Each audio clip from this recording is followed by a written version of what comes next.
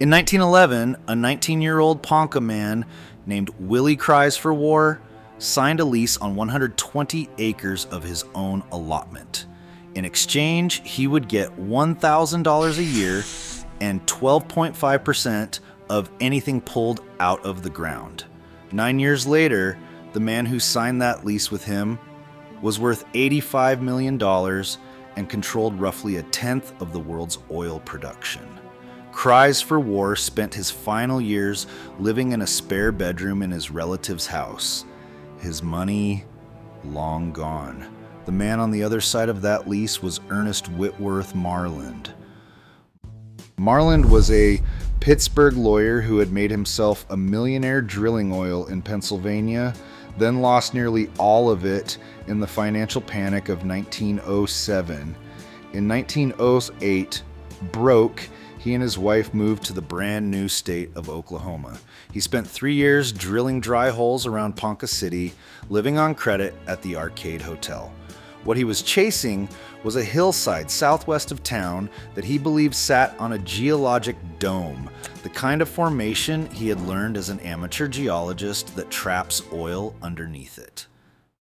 That hillside belonged to the Ponca people, a tribe the U.S. Army had marched roughly 700 miles from Nebraska to Oklahoma 3 decades earlier.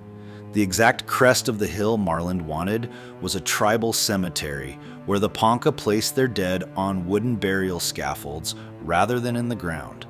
Drilling directly into it was never on the table.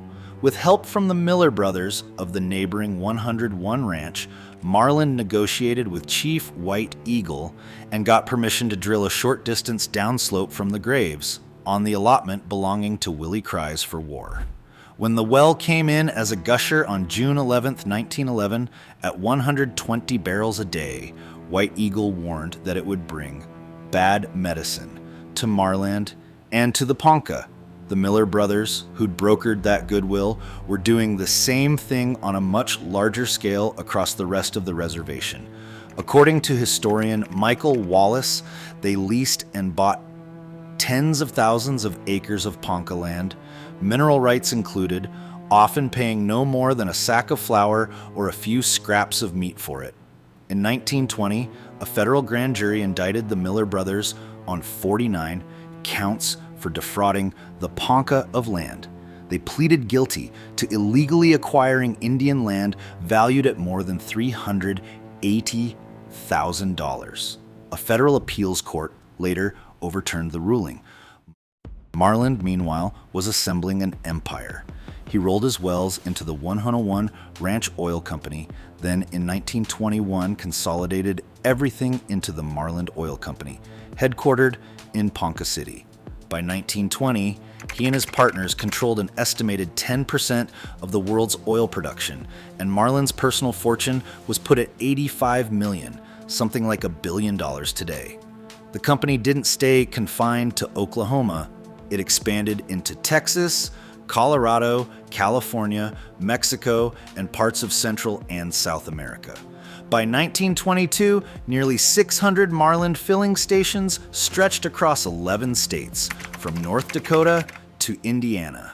His company employed more than a third of Ponca City's population.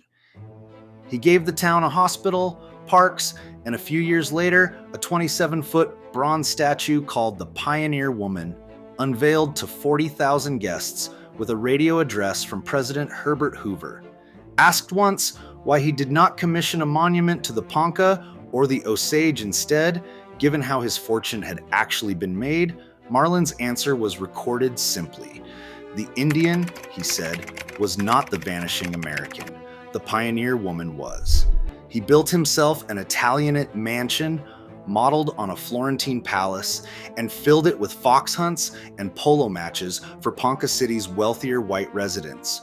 Willie Cries for War in those same years was well enough off from his royalty checks to buy a house, several cars, and hire a cook, a maid, and a driver.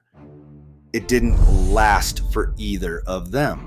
Marland's growth was never fully funded by his own money. He kept going back to the investment bank, J.P. Morgan and Company, for capital, and every loan came with more strings attached. By 1928, The oil business had slumped, and Marland was overextended.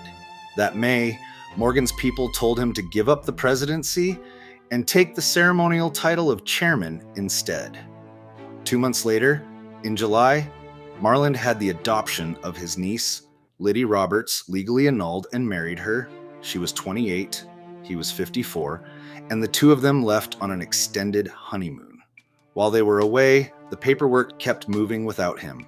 By late September, financial reporters were already writing that his retirement was expected within weeks. On November 1st, 1928, it became official. Marland resigned. Dan Moran, a former Texaco executive with ties to Morgan's Bank, was installed as president the same day.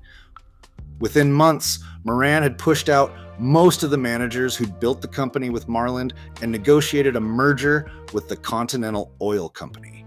By the middle of 1929, every Marland sign in 11 states had been repainted with the Continental Red Triangle. Conoco was born from a company Marland no longer controlled.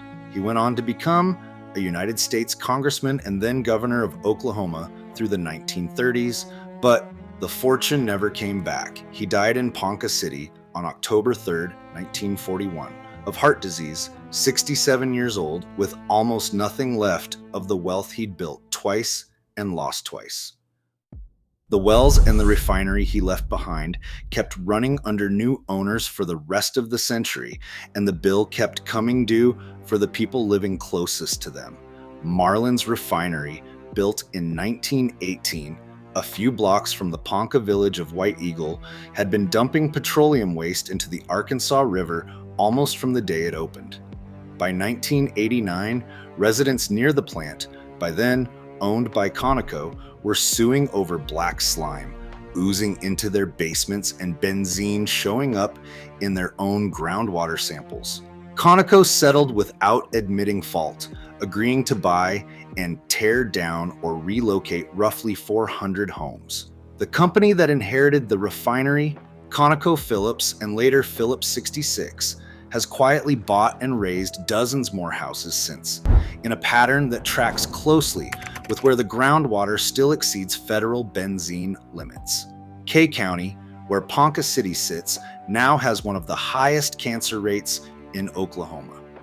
A few miles away, a carbon black plant processing refinery byproducts settled with the Ponca tribe in 2009 for $10.5 million and tore down 11 more nearby homes.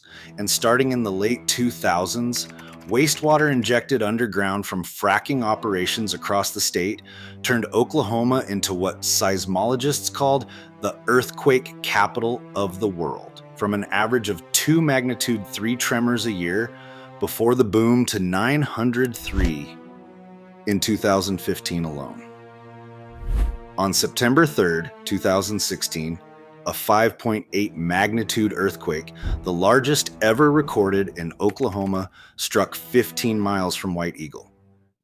Not far from the refinery, a family named Walls found their own house sitting on top of one of the region's thousands of abandoned, orphaned gas wells, drilled around 1910 and never properly sealed. In 2013, gas company inspectors found the home filled with methane.